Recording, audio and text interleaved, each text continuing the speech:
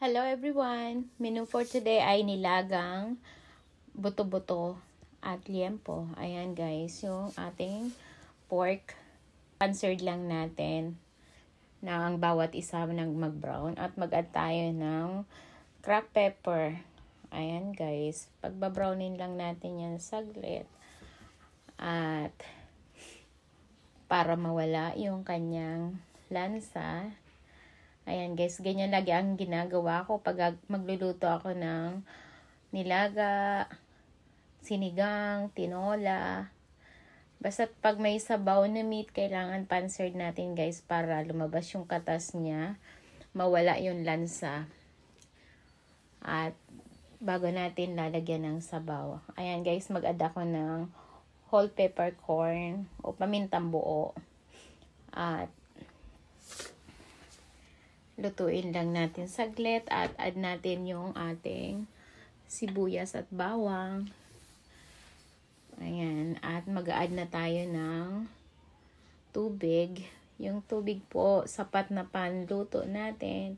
Pampalambot ng ating pork at sabaw na rin natin para masarap humigop ng sabaw. Ayan guys, yung ating mga gulay. Meron akong corn, meron akong repolyo, dahon ng sibuyas, fresh na sibuyas at pechay. Ayan ang isasawag nating mga gulay.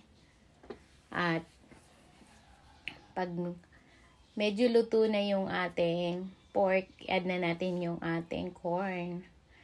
Ayan. Malambot na yan guys yung pork dyan. Bago ko in-add yung corn. At nag-add din po ako dyan ng pork cubes.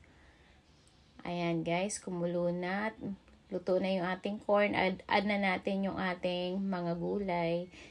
Yung fresh na sibuyas at repolyo at pechay. Pati na rin green onions. Ayan. Madali lang naman lutuin na yan kasi gulay naman. Kaya saglit na lang natin pakukuluan. At nag-add pa rin ako ng salt dyan. Depende naman sa inyo yung timpla sa panlasa nyo. At syempre may sausawan tayo dyan na patis, kalamansi, at sili.